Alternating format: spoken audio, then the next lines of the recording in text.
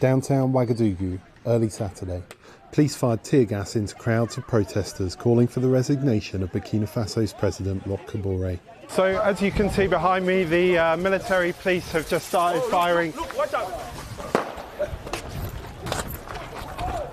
So as you can see behind me, the military police have just started firing tear gas into the crowd. There were around 400 to 500 people here before. The crowd is now starting to disperse, but there's an eerie silence that's fallen over the scenes here. Journalists were hit with tear gas too, even after identifying themselves as press. One local radio journalist was injured after being hit in the face with a tear gas canister. In recent days, protests have spread across several cities in Burkina Faso. Demonstrators angry at what they say is the government's inability to counter terrorism after an Al-Qaeda-linked terror group attacked a military outpost in the north of the country, killing at least 50 military police. One protest leader told reporters, We want the departure of Rock by noon. We want the resignation of Rock, his government and the MPP regime. By early Saturday, the police had blocked entrances to the square where protesters were due to meet. Some protesters began shouting at military police.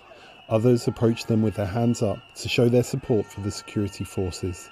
Not all demonstrators were peaceful, however. Some attacked a pickup truck carrying members of a local militia known as the Ouagadougou.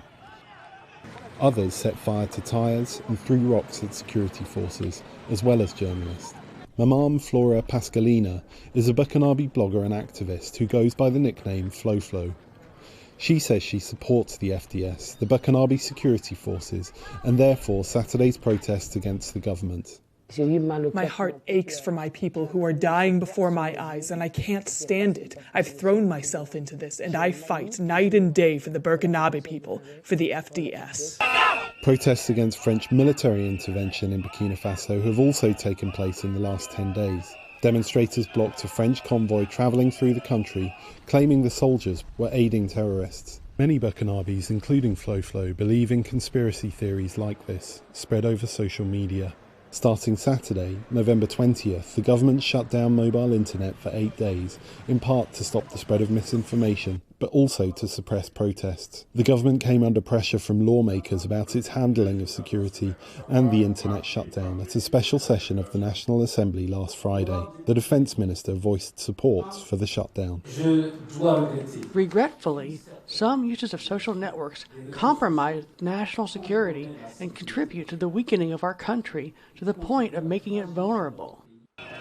Analysts say the protests may force the government to make concessions. Some sense politically that there was a need to concede something to some of these demands. More demonstrations are scheduled for the 10th and 11th of December. Henry Wilkins for VOA News, Ouagadougou, Burkina Faso.